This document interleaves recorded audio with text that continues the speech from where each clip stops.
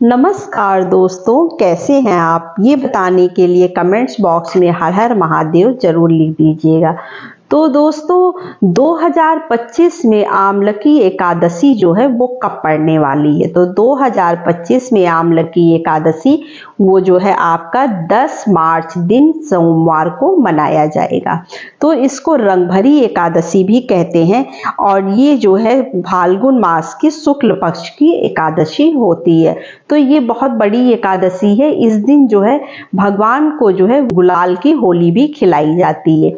तो चलिए जानते हैं कि इस दिन हमें कैसे पूजा करनी है, पूजा का सही समय क्या है, पारण का सही समय क्या है और हमें कौन कौन से नियम का पालन करना चाहिए। तो सारी बातें इसी एक वीडियो में हम जानेंगे।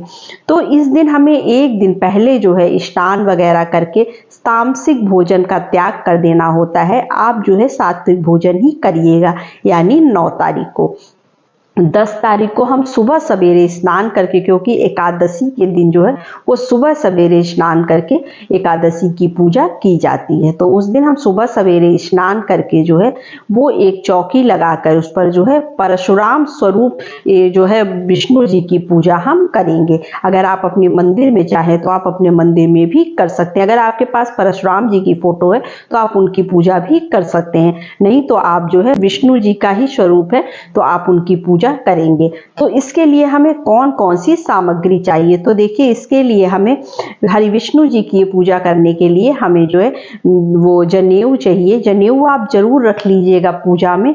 और जो है सुबह सुबह पहले तो हम व्रत का संकल्प करेंगे, उसके बाद हमें जनेऊ, रोली, मौली और जो है धूप, दीप, नैवेद्य। नैवेद्य में आपको आंवले का भोग लगाना है, मिठाई का भोग नहीं लगाना है उस दिन, क्योंकि जो है वो आमलकी एकादशी के दिन जो है हम जो है वो आंवले का भोग लगाते हैं, आंवले की वृक्ष की पूजा करते हैं उस दिन।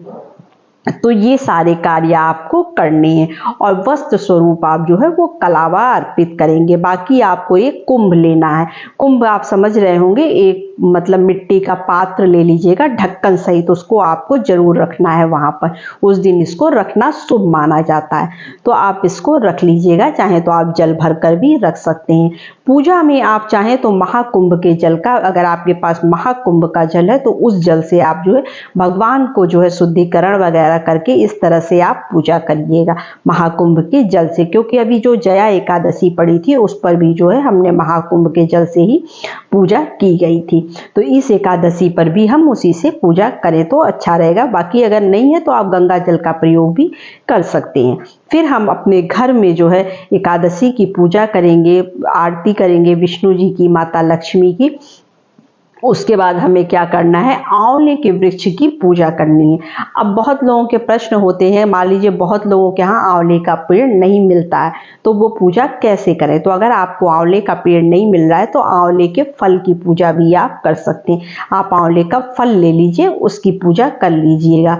आपको कच्चा दूध लेना है, कच्चे दूध से जो है वो वृक्ष को सींचना है और उसके बाद जो है आपको मौली, वस्त्र स्वरूप मौली चढ़ाना है आंवले के वृक्ष को। और अगर आंवले का पेड़ नहीं है तो आंवले के फल से पूजा कर सकते हैं। अगर आंवले का फल भी नहीं मिल रहा है, बहुत जगह आंवला नहीं मिल पाता है, तो वो क्या करें कि फोटो निकाल लें, चित्र निकाल लें, उससे भी पूजा कर सकते हैं मन में उसका ध्यान करके आंवले के पेड़ का।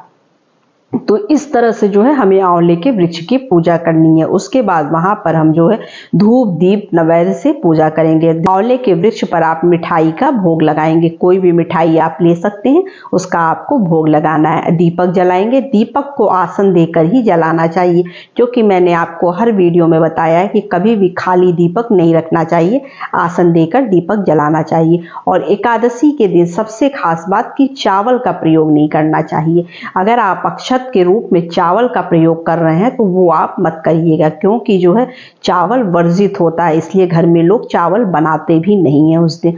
तो चावल आप भूल कर भी, अगर आप नहीं भी व्रत रख रहे हैं, नहीं भी पूजा कर रहे हैं, तो भी आप एकादशी अगर आपको पता है कि है तो आप उस दिन जो है चावल बिल्कुल ना बनाएं। तो इस तरह से जो है हमें एकादशी की पूजा करनी है, आंवले की एकादशी की। अगर आपसे हो सके तो आप जो है आंवले के पेड़ के नीचे कलश की स्थापना जरूर करिएगा।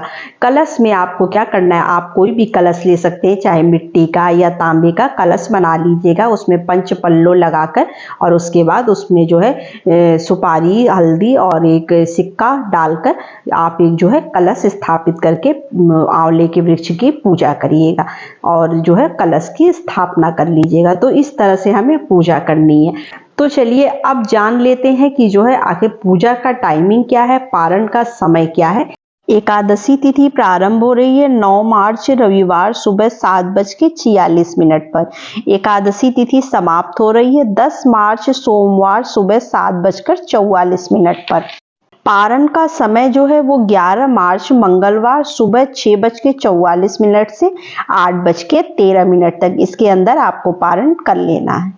तो बस यही छोटी सी वीडियो थी, छोटी सी जानकारी थी। वीडियो अच्छी लगे तो चैनल को लाइक सब्सक्राइब जरूर कर दीजिएगा। तो नमस्ते फ्रेंड्स, ओम नमः शिवाय।